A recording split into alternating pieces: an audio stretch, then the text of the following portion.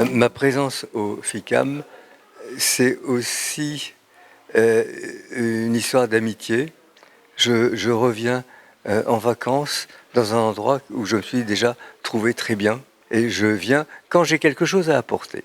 Et ce que j'apporte aujourd'hui, c'est un nouveau film dans une nouvelle manière que je n'avais jamais encore approché. Ce film ne peut être vu que sur un dôme avec un projecteur œil de poisson.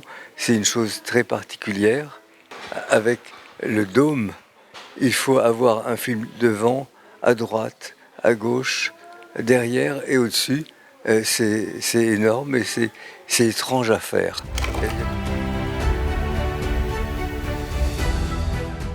Alors, les paysages que je trouve au Maroc répondent à un besoin que j'ai, parce que moi-même je suis méditerranéen, je suis né du côté de Nice. Le tour de la Méditerranée est mon univers.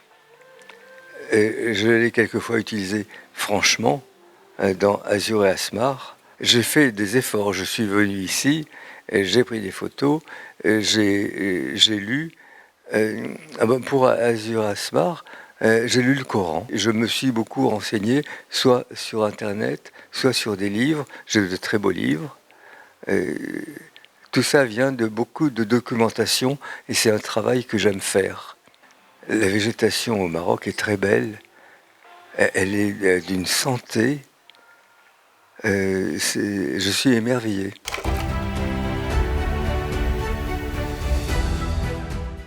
Le fait que j'utilise dans mes ouvrages beaucoup de pays différents, c'est par goût, parce que c'est excitant, et d'une certaine manière, c'est aussi mon pays. Je suis citoyen de la planète Terre, et je sais que nous avons des pouvoirs. Vous, journalistes, et moi, cinéaste, nous pouvons influencer. Et je veux lutter contre la guerre et contre l'hostilité quotidienne, pour mon plaisir, pour le plaisir des autres, et aussi, je pense, à amener de la dignité aux gens et amener de la paix.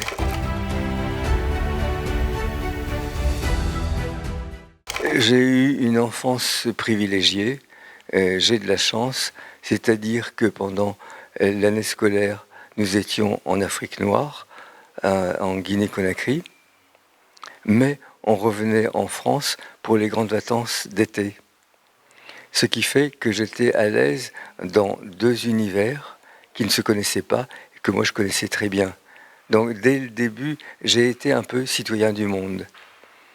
Ensuite, dans nos livres de classe, j'ai connu les dernières années des colonies. Et dans les livres de classe, il y avait des choses, des contes qui recouvraient toute une zone d'influence française, c'est-à-dire l'Afrique et l'Indochine. C'est comme ça qu'on disait. Donc j'avais déjà des contes qui venaient de bouts opposés de la Terre. Chez moi, il y avait des livres qui s'appelaient Contes et légendes de tout pays. Donc dès le début, j'étais dedans et mon pays, c'était tout le monde.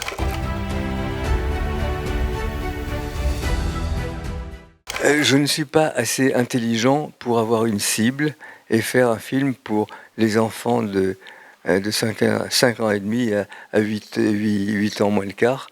Je ne sais pas faire. Et j'essaie simplement de faire le meilleur film possible. Et je le fais pour tout le monde, le mieux possible. Et le fait que je n'ai jamais réellement fait de film pour les enfants, c'est pour cela qu'ils m'aiment. Ils n'aiment pas être traités en bébé. Si vous faites des films pour les enfants, vous risquez de faire de mauvaises actions et de mauvais films. Lors du succès de Kirikou, tous les journalistes me disaient vous avez dû être bien étonné du succès. Et je disais mais pas du tout. C'était vrai, mais j'étais prêt aussi pour l'échec. J'étais prêt pour le triomphe. Il y a c'était plutôt du triomphe, c'est un succès historique en France et il a été acheté par à peu près tous les pays du monde et il parle Kirikou parle un nombre de langues étonnant. Ce que je n'avais pas prévu, c'est un peu plus que le succès. C'est que ça dure et que ça rentre très profond dans les gens.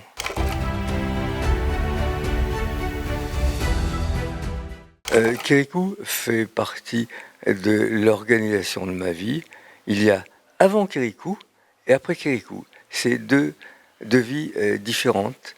Avant Kirikou, je souffre, on ne veut pas de moi, je suis chômeur. Avant Kirikou, c'était assez dur, mais j'ai quand même fait quelques petits films. Après Kirikou, les choses, tout d'un coup, après avoir été un raté, je deviens Monsieur Succès, et c'est un rôle que j'aime bien.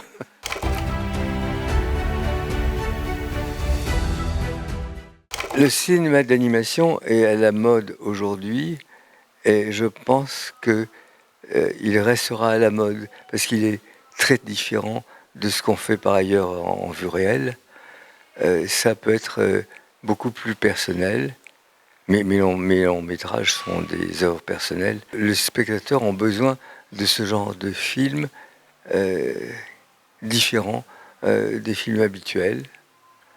Il y a une liberté en animation qu'on ne peut pas avoir en vue réelle.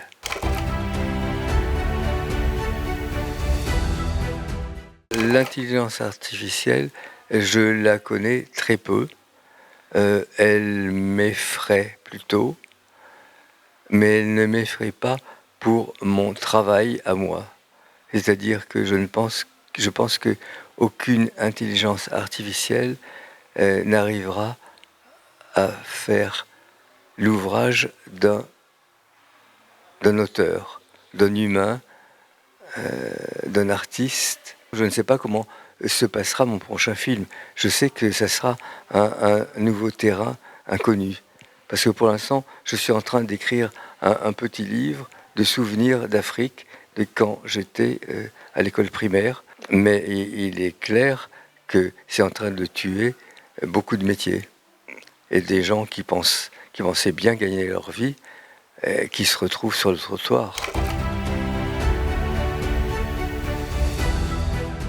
Je n'ai pas de film préféré, je peux en avoir plusieurs, et dans le cas de mes films, je les aime tous, et tous les films que j'ai faits, c'est moi qui les ai décidés, et c'est tous mes enfants, et je suis un bon père, et je les aime tous.